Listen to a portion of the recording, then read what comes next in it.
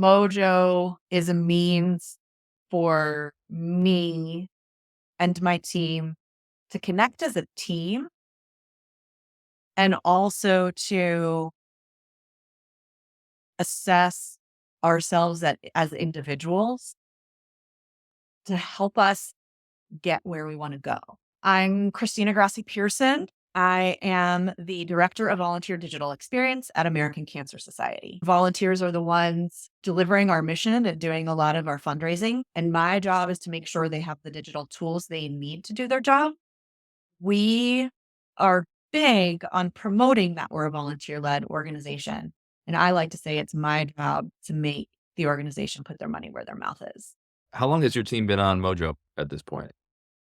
Probably about 8 months. Signed up for Mojo because of the great experience I had at the in-person pitch. I still have the materials. It was from 2018. Some of the messages that were delivered that day resonated so much that I actually made a vision board for my kiddo because that confidence, that inner belief, what y'all would call Mojo mindset, is something I really want for him.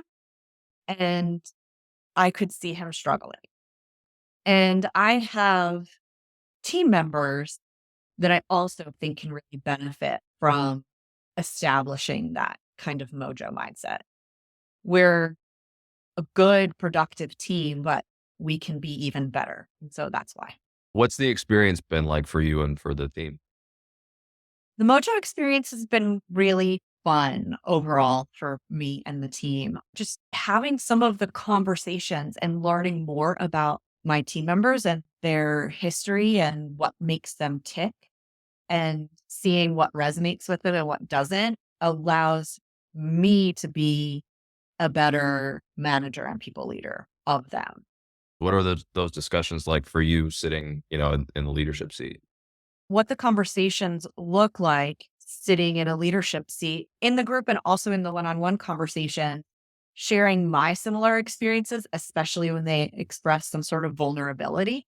There are conversations where you hear about things people have done in the past that were really demonstrating that Mojo mindset. And then in some aspects of their role, they may struggle. And being able to point to like those successes where they've been able to be in that place and realize it's in there to draw on. I think those have been some of the most fun conversations. And then, I already know a lot about my manager, but learning more about her as well. A lot of times when we have our conversations about the different modules, we all kind of pick up on and connect with a different message and allowing us all to bring those and discuss them and find the value in those different messages and allowing to, with, I think, more of the material than we may have as individuals. What kind of impact has Mojo had on your own development? The affirmations one was really fun to like go into my inner voice about being a mom. So I have he's going to turn 13 in a couple weeks. And I have a like super great relationship with my boy, but I know I can do better, right? I'm the Jersey Italian girl, tough chick who just is like, I don't like this and I will make it better. And I don't get down on myself. I get angry. Whereas my kid is a much more feeling kid. And so making sure that I step out of my brain and my go-to approach to be able to be there for him in the best ways for him. Because that, is kind of my most important job in the world. Right. Yeah, very cool. And so you touched on it earlier, talking about, some of those conversations that you'd had with the team, with your people leader, being able to point out some of the things that resonate with different people and being able to point out some of the things that they may not recognize yet or embody yet, getting to learn how they tick. With all that as context, what kind of impact have you seen on the people on your team? What differences has it made? The difference it's made for Patrick in conversation, giving him the space to kind of come back to it. His default was, I'm cranky and I don't want to infect other people with my crankiness.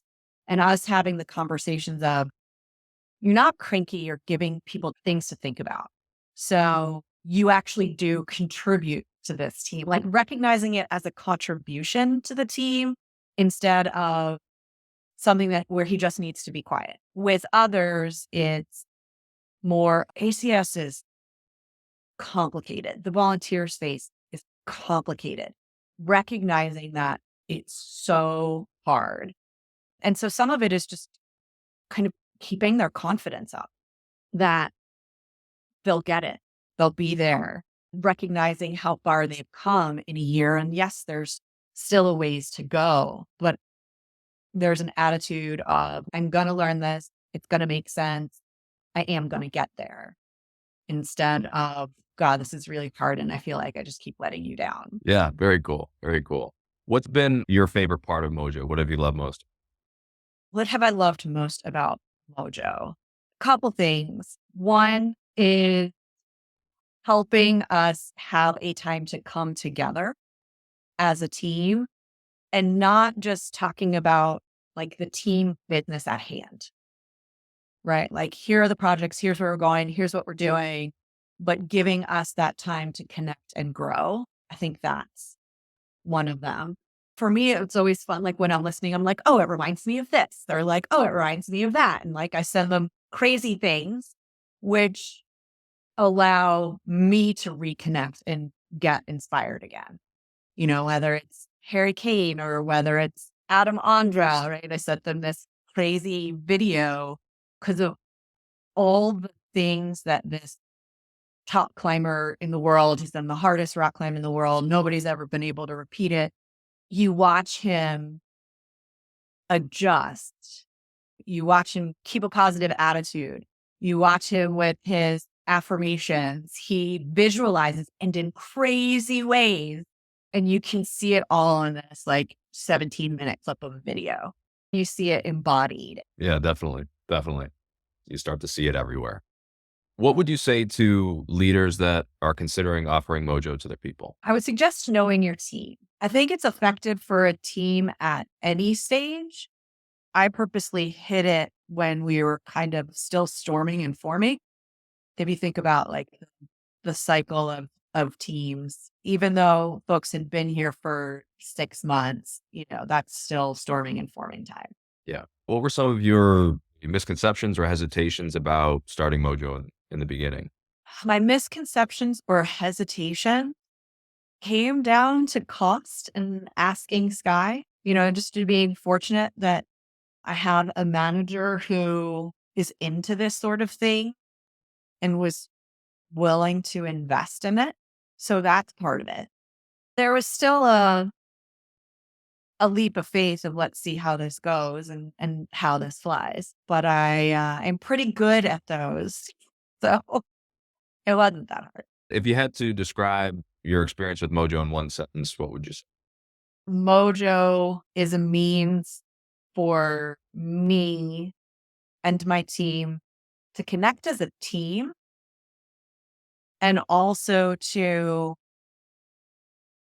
assess ourselves as individuals to help us get where we want to go. Right. And literally after we wrap up, and I warned them already, like, we're going to use some of this because we're coming up on goal setting for 2024. Right. So how do we want to write those goals? And they were like, we want a cool team name. We want a logo or something. Like, these are things that we're going to end up doing. So we're going to leverage this for our 2024 goals.